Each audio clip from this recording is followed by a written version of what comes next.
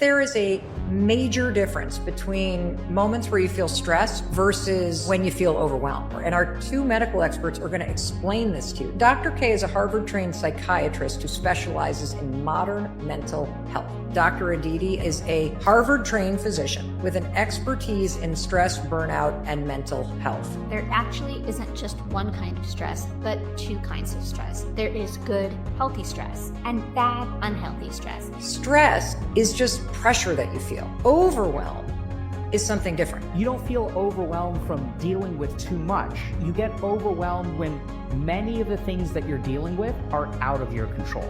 When you feel that sense of overwhelm, what's happening to you scientifically, we call it psychological flooding. When you are flooded with these big negative emotions. You're not crazy. You're not lazy. Stress and overwhelm, these are biological responses. The human brain is expertly designed to handle short bursts of stress. It's actually really good at that. The goal of life is not zero stress. It's actually biologically impossible to do that. So we have a really interesting technique that we use in psychiatry, and there's tons of research to support this. You're going to use these research-backed tools to be able to reset yourself. That's what we're going to do. Hey, it's your friend Mel, and welcome to the Mel Robbins podcast.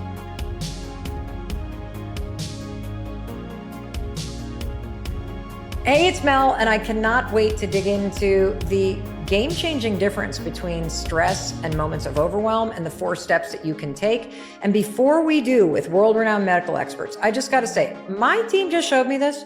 Do you know 54% of you that watch here on YouTube are not subscribers? Holy cow. Can we change that together? Could you hit subscribe? It's free. It is the fastest way for you to make sure you don't miss a thing that we're doing here on the Mel Robbins podcast. It's also the best way for you to show support to our team because we're always showing up here supporting you. I know you love these episodes. I know you love these world-renowned experts, and I would love for you to give the Mel Robbins podcast team a little love. My goal is to get that to 50%, and we're almost there. So thank you for hitting subscribe. All right, let's jump into this extraordinary episode. Hey, it's your friend Mel, and welcome to the Mel Robbins podcast. I am thrilled that you're here. I'm so excited for the topic today. It's always an honor to be together and to spend this time with you. If you're a new listener or you're here because somebody shared this episode with you, I just wanted to take a moment and personally welcome you to the Mel Robbins podcast family.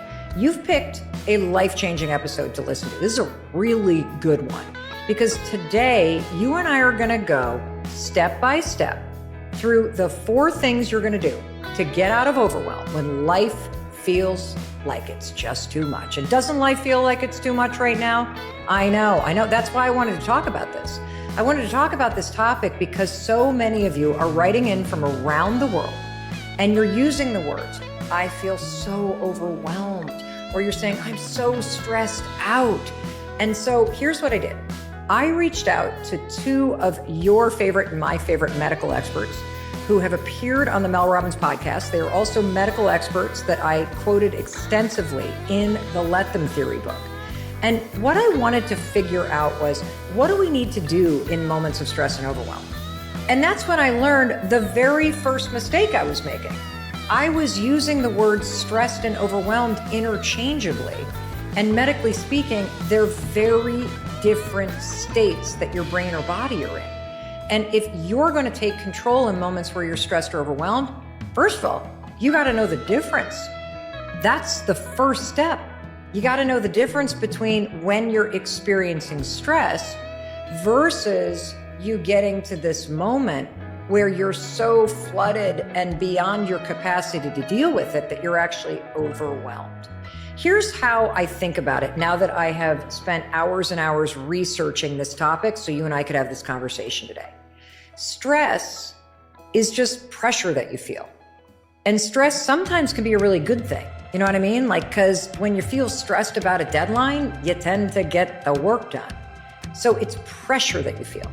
In fact, the days that we tape this podcast for you, they're very stressful. And I don't mean bad. It's just that the days are like, go, go, go, go. You know, we got an early call time and then the guests are showing up or I'm showing up and then we're getting the cameras ready. And it's like, go, go, go, go. You have days like that, right? Those days where you got to get out of work or you got to get out of school by 3 p.m. because you got to get the kids to their doctor's appointment, or you got to make that soccer game, or you got to pick up your mom and go do something. Those days are stressful because you feel pressure. It's sort of like you're stepping on the gas, right? And you're go, go, go.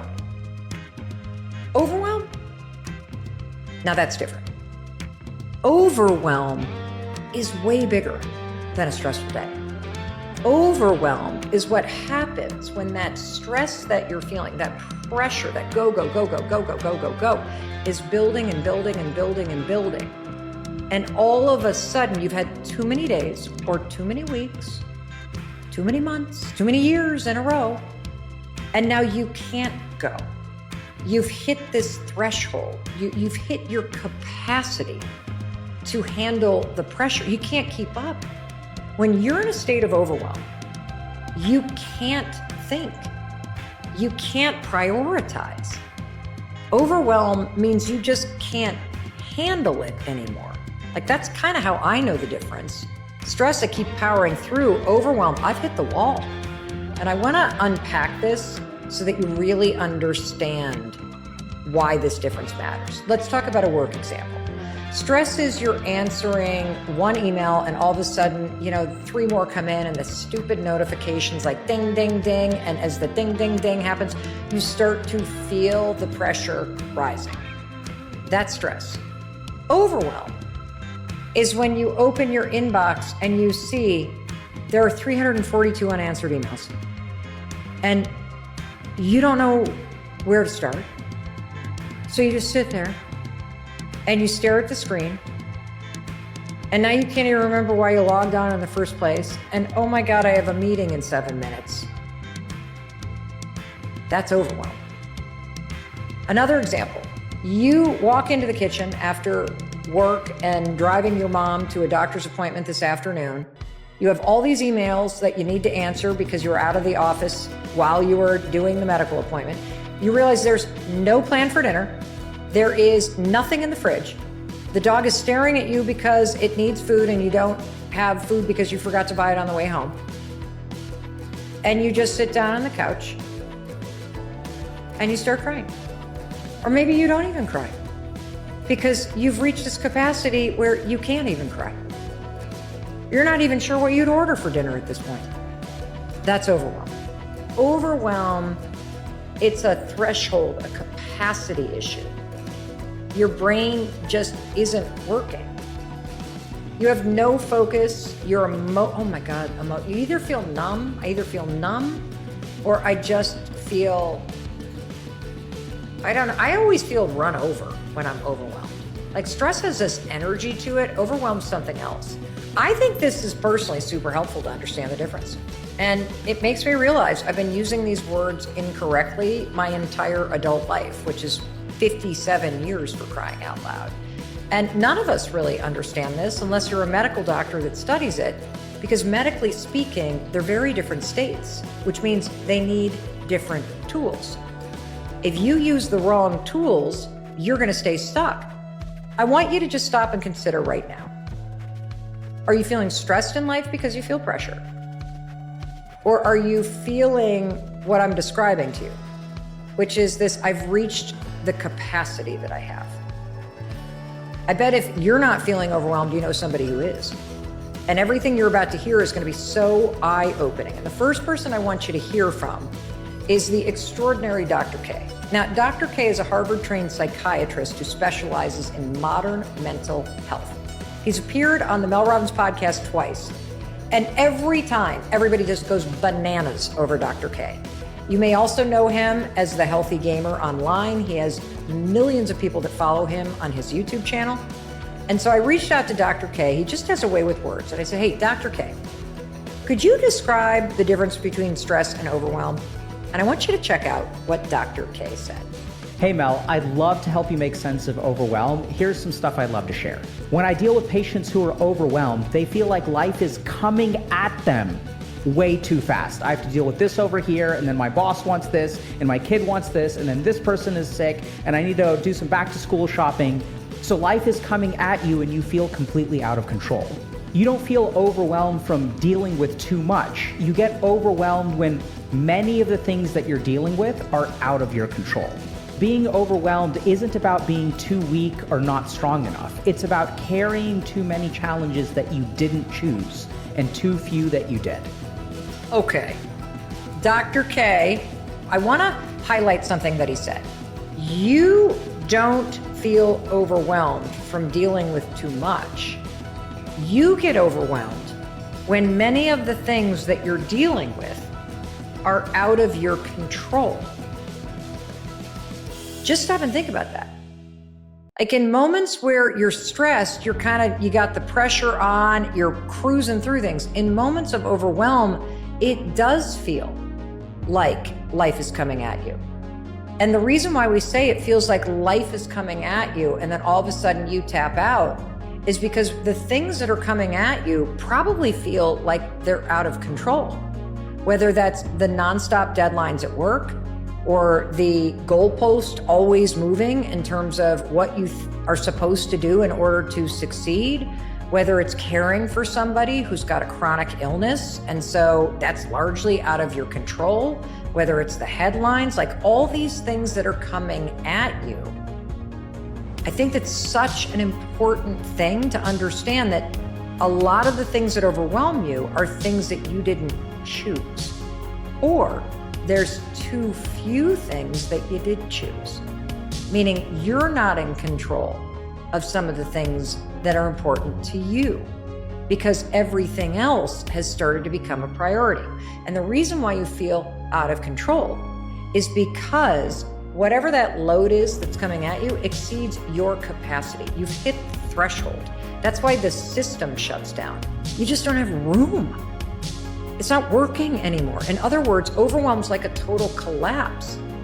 That's why the ways that you get out of a stressful moment are very different from how you recover from overwhelm, right? Stress requires a bit of problem solving based on the situation and the amount of pressure that you're feeling. And when you problem solve the right way, you always start to feel the pressure go down, right? And the stress alleviate. Overwhelm is completely different because you've hit this threshold and you really need to do a reset. That's why the steps that we're gonna go through today really matter, because it's not about problem solving, it's really about resetting your capacity to handle what you're going through. And we're gonna do that at 3 levels. We're gonna reset your capacity biologically, we're also gonna reset your capacity mentally, and then we're gonna reset this balance between what's coming at you versus what you're choosing. Those are the 3 ways these tools work. So the first step to get out of overwhelm when life just feels like too much is just to label what you're actually feeling. Because there's a difference between saying, I'm stressed out because I have to cook dinner. I'm stressed out because traffic is really annoying. I'm stressed out because somebody's laying a guilt trip on me and now I feel bad. That's very different than, oh, wait, I feel like life is coming at me. I feel like I've lost control. I feel like my brain is maxed out. I'm feeling overwhelmed. So step 1, label it. Are you just feeling stress, or are you actually in a state of overwhelm? And we're about to get into the next 3 things that Dr. Aditi and Dr. K tell you based on the research that they want you to do once you recognize, oh wait, this is beyond stress. I'm actually overwhelmed right now, medically speaking.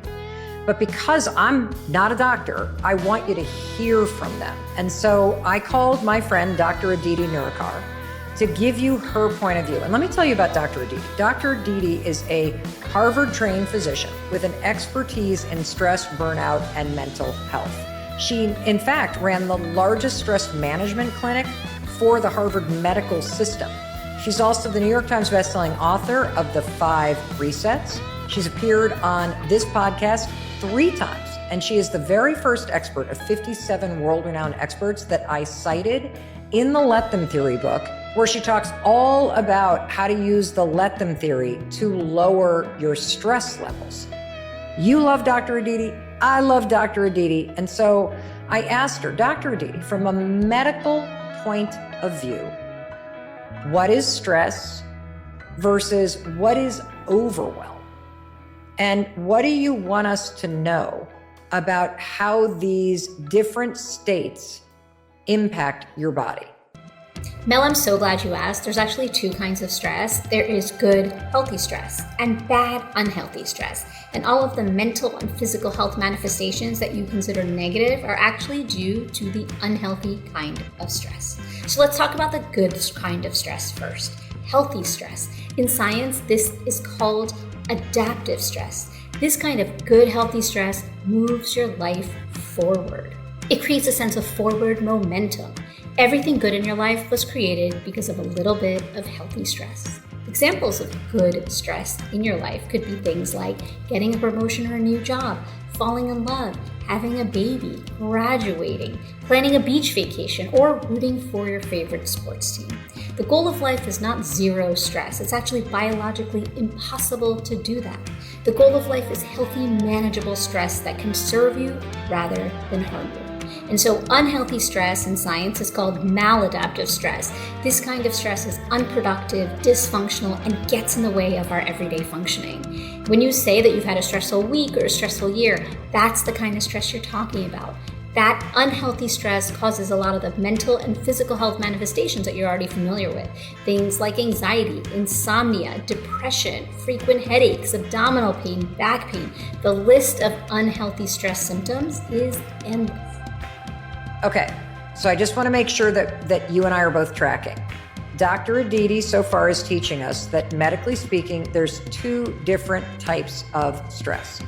There's the healthy kind of stress, and we've talked a little bit about that. That's the pressure, the go, go, go that helps you get things done. It comes and it goes and it's useful. But there's a second kind, which is the unhealthy. This is the sustained stress that starts to build and build and build, the chronic stress, so to speak. And so now that you understand there's kind of good stress and healthy stress that you're going to experience, I then asked Dr. Aditi a second question. And that question is, can you explain what's actually happening in our brains and in our bodies when we are experiencing stress? And how does this relate to the difference between healthy stress and what ultimately becomes overwhelm? And this is what Dr. Aditi said. Under normal circumstances, your brain is led by the prefrontal cortex. So if you put your hand right on your forehead, it's the area right behind that forehead. This prefrontal cortex part of your brain governs things like memory, planning, organization, strategic thinking. It's what you are a master of in normal everyday life. But under periods of stress, your brain is governed by another region called the amygdala. Your amygdala is a small almond-shaped structure deep in your brain. And the purpose of your amygdala is purely survival and self-preservation. It's cave person mode. You can function for short periods of time in cave person mode, but when it becomes chronic, that's when burnout can set in. When you feel that sense of overwhelm, what's happening to you scientifically, we call it psychological flooding. When you are flooded with these big negative emotions. And that feeling of being flooded or overwhelmed is powered by your stress response. That amygdala, that small almond-shaped structure deep in your brain that drives this emotion. The human brain is expertly designed to handle short bursts of stress. It's actually really good at that. But when that stress becomes ongoing and chronic and goes past a certain threshold, that's when that feeling of overwhelm can really set in. Dr. Aditi, I love that term, psychological flooding, because that's exactly what it feels like when you hit those moments of overwhelm. You are flooded in your body and brain, and you hit this threshold where you just can't do anymore. You can't think. What I'd love to have you explain to us is what is happening in your brain and your body when you're facing kind of a moment of stress, that pressure that you feel, it's kind of situational, versus what's happening when you hit that psychological flooding that's called overwhelm. When you are living in a state of chronic stress, your brain is being governed by your amygdala. Your amygdala, by design, is focused on your immediate needs of survival and self-preservation. That is the sole purpose of your amygdala, and that is what it does. So planning for a future, strategic thinking, organizing, all of these things are not available to you because those tasks are the job of your prefrontal cortex. which is offline when you're feeling a sense of chronic stress and overwhelm.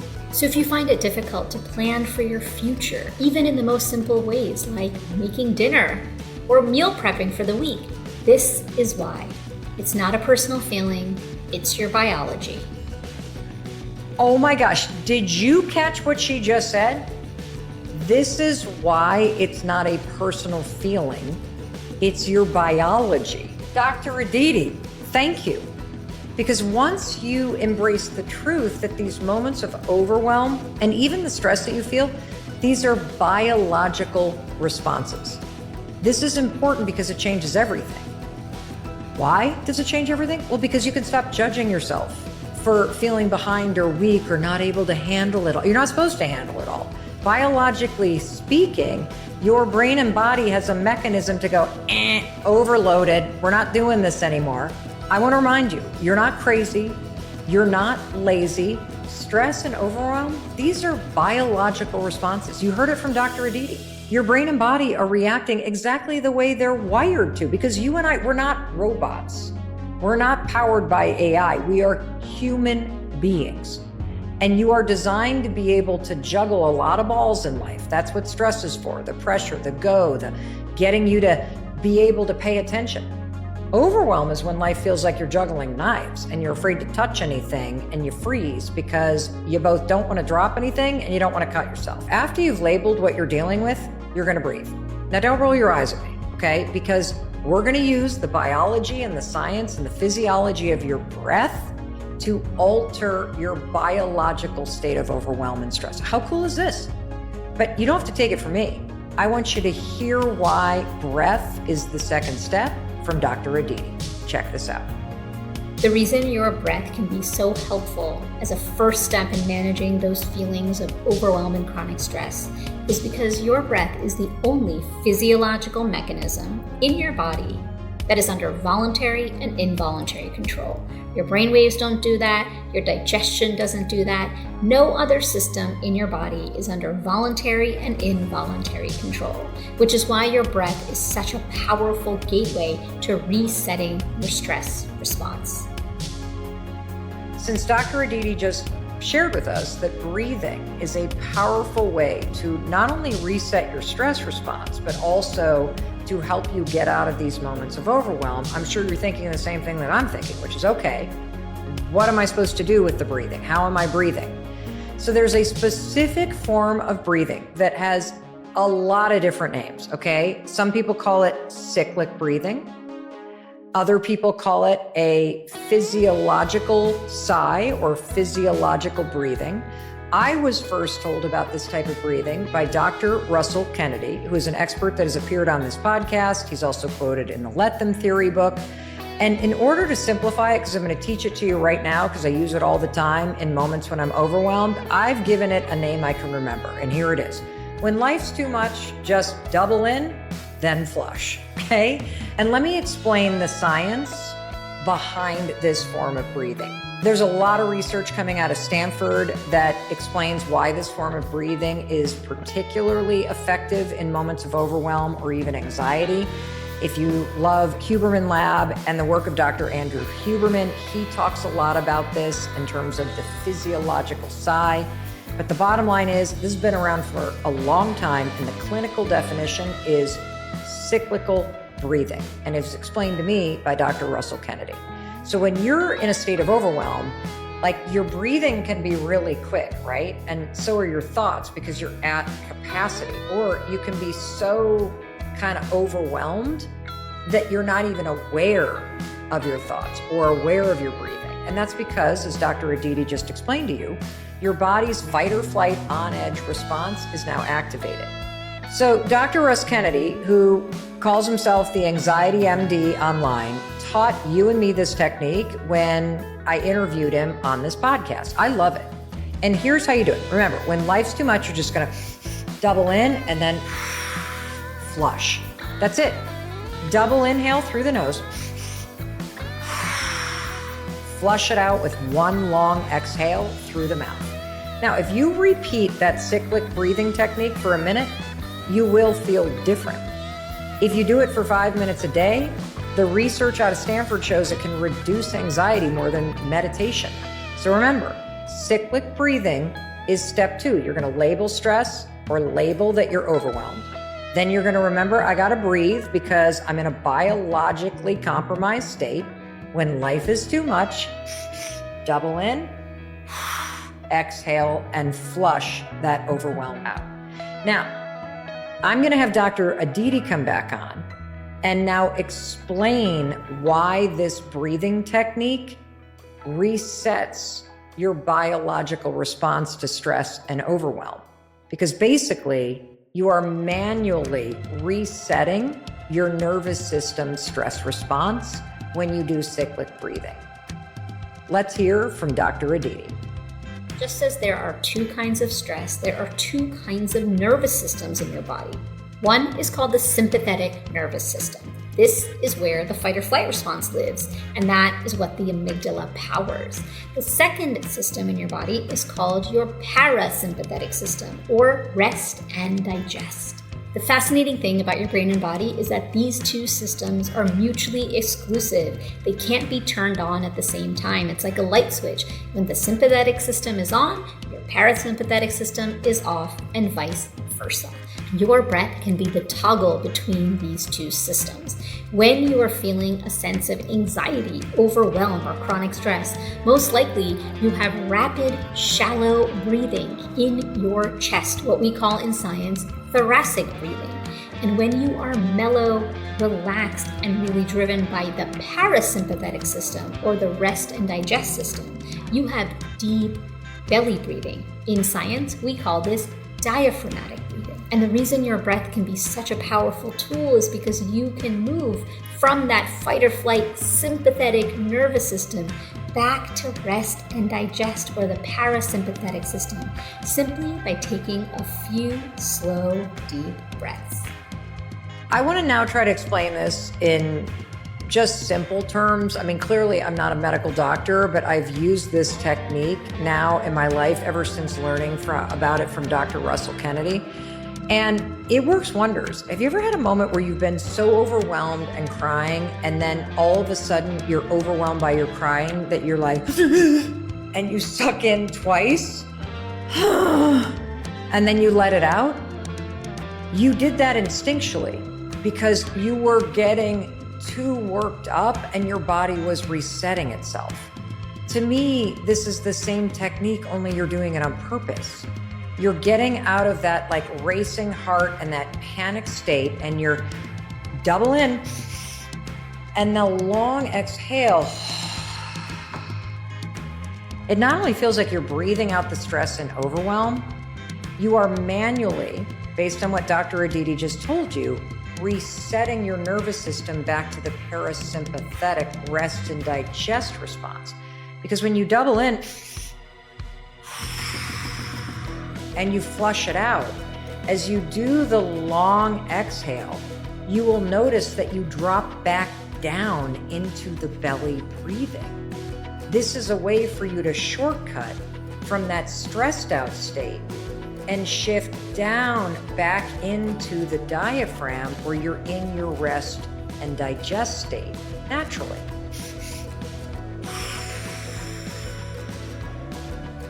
So not only in that long exhale are you flushing out the overwhelm and stress, you're also taking a beat and resetting. And I like to think on the long exhale about dropping back into the body. It is crazy how effective this is. Okay, so step 1, we're gonna label, I'm stressed out because, or oh my gosh, I'm in a state of overwhelm. I've hit the threshold, I've hit the capacity. You now know step 2 is breathe, because we've got to have a biological reset to the biological response of stress and overwhelm. And so when life's too much, we double in and then we flush it out. Now, step 3 is kind of another biological thing that we're going to do, because one of the reasons you're probably feeling a state of overwhelm is because of all of this stuff that is coming at you, right?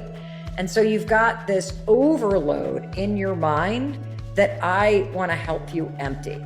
And so after you've labeled what state you're in, stress or overwhelm, have done a biological reset with your breath, I now want you to go to step 3. and let's do a mental reset. What is that? I call this a brain dump. What is a brain dump? Oh my gosh, it's as simple as getting out a piece of paper and picking up a pen and dumping all of that crap you're carrying in your brain down on a piece of paper. Now, I can almost hear you. I can almost hear you say, Mel, oh my gosh, give me a break. Overwhelm? I'm gonna breathe and do a brain dump? It can't be that easy. Well, let me ask you something. When you're overwhelmed, do you want a complicated solution to fight the overwhelm? I didn't think so. Life's already complicated enough. You need something simple to do that's backed by research. So if you really stop and think about what I'm asking you to do, I'm asking you to take everything on your mind that is weighing you down, that you're carrying around, that is contributing to the chronic stress, all of the things on your to-do list, all of the ways that you're making yourself wrong, all of the things that you didn't have a chance to get to, the reminders, the don't forget to call the mom, to pick up the prescription, to email Sarah back about the budget, to text your friend whose birthday you forgot, to sign the field trip permission slip and call the doctor and get a physical before the sports team stuff, to register for classes before the registration window stuff. When did we say we were gonna go meet about that fundraiser or my friends, whatever, all of it. But don't just stop at all the to-dos. Get all the emotional stuff out. The awkward conversation that you are avoiding. The fact that you know that you're slowly, quietly quitting this relationship. The anxiety that your kids feel. The resentment that is building up with your partner because they're not doing their fair share around the house, but you just don't want to say anything. The weird things that you ruminate about at 2 a.m. Get it all out. Oh, there's a lot up there, isn't it? Like if you really think about the size of your head, it's kind of crazy how much you're carrying around. No wonder it's weighing you down. Get it all out. Get it out of your brain. That's the goal. And here's how you can do it. I want you to set a timer for 10 minutes. Grab a notebook or open up a doc on your phone or your laptop, and then you're not allowed to edit. You're not allowed to organize it, nothing. It's just like barfing on paper or on the screen. Everything gets written down. Every task, every to-do, every fear, every worry, every should, every conversation, every idea, oh yeah, I forgot about that thing. Here's one that would go on my list right now. My sink has been backing up forever. Like it's been backing up for months and months and months. And every time I brush my teeth in the morning, I've got like 4 inches of water in the sink. This morning, do you know what I did? I had my curling iron turned on. I forgot that the sink backed up. And I literally set the plugged-in curling iron into a sink full of water. Like I'm surprised I didn't electrocute myself.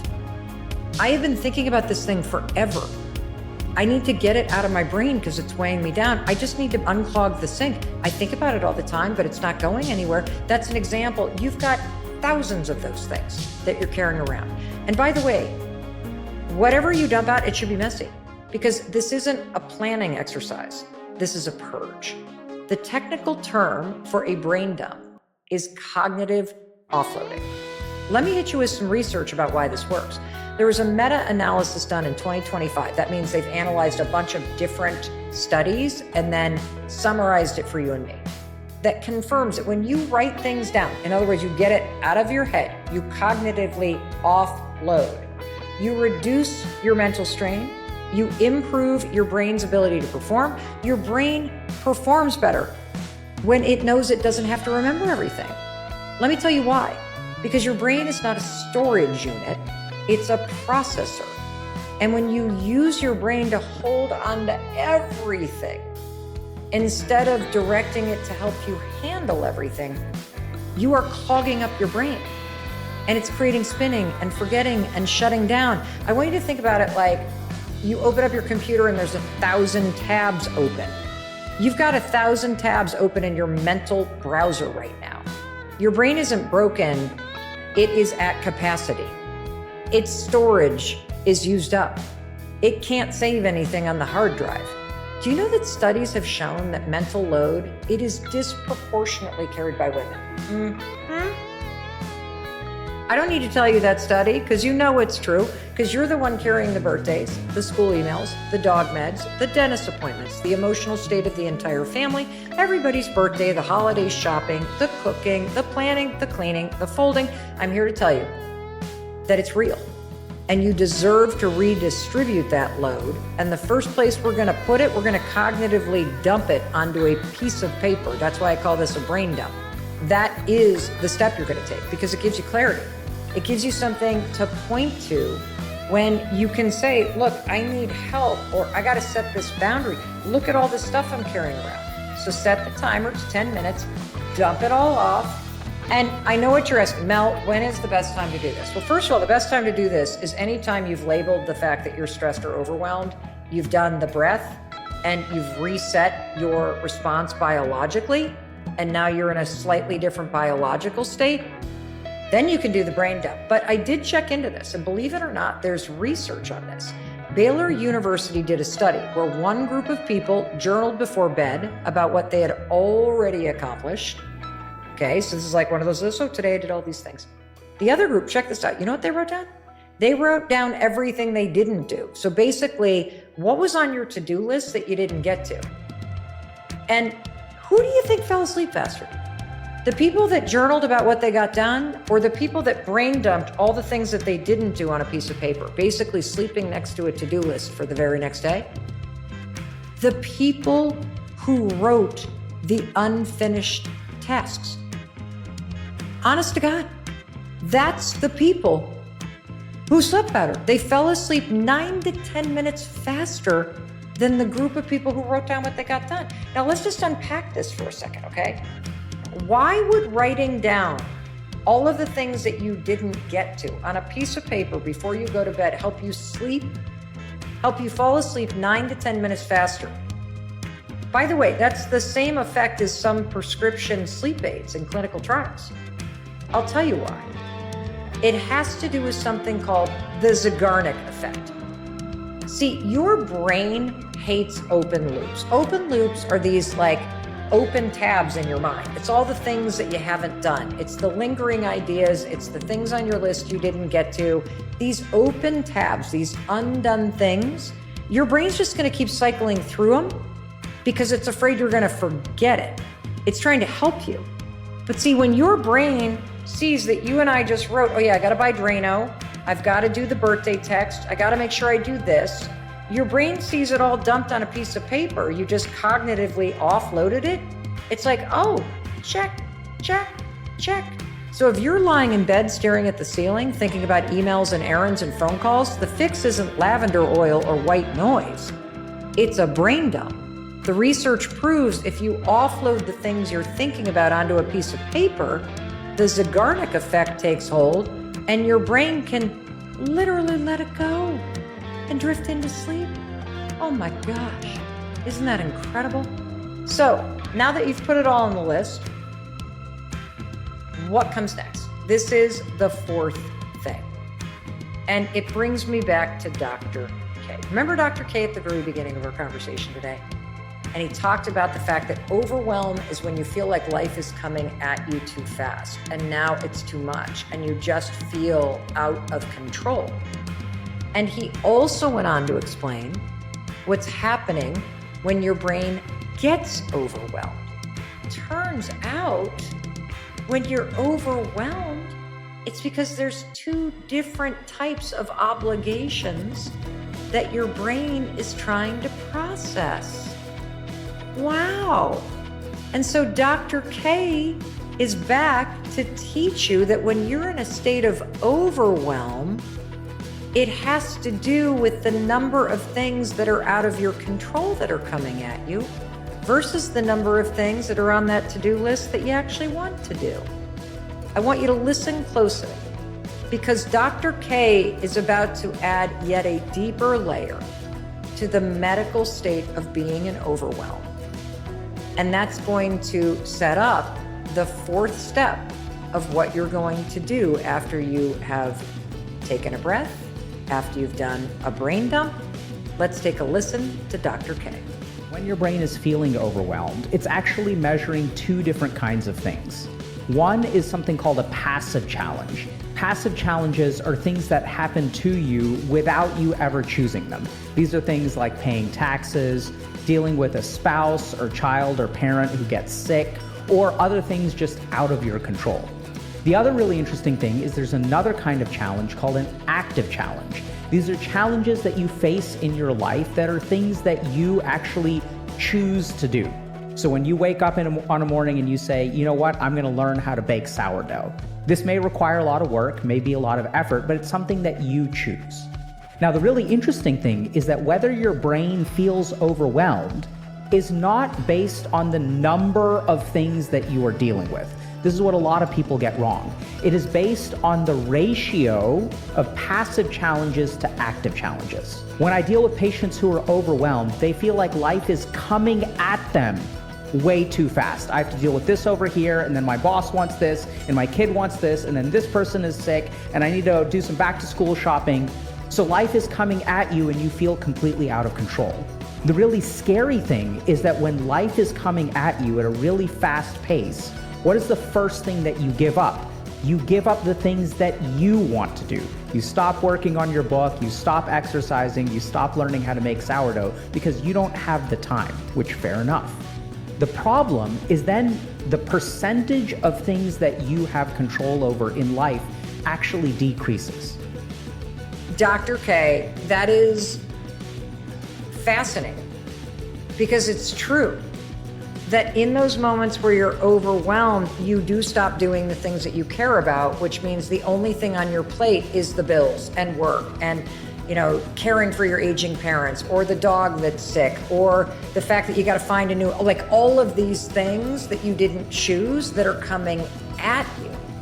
So if you recognize that that's true, you're in this state where just so much of what you have to deal with every day feels like it's out of your control and also feels like something you don't want to have to deal with. And you didn't choose for your kid to have anxiety. You didn't choose for, you know, there to be a challenging job market and now you're overwhelmed looking for a new job. You didn't choose the divorce and now you're faced with all the things that you have to deal with. So what is the advice you give to your patients? Because we're already overwhelmed. Life's already coming at us. What do we do, Dr. K? So we have a really interesting technique that we use in psychiatry, and there's tons of research to support this, that if someone is feeling out of control in their life, the solution isn't to cut back, because that's what all my patients want. They wish their boss would leave them alone. They wish they didn't have to pay taxes this year.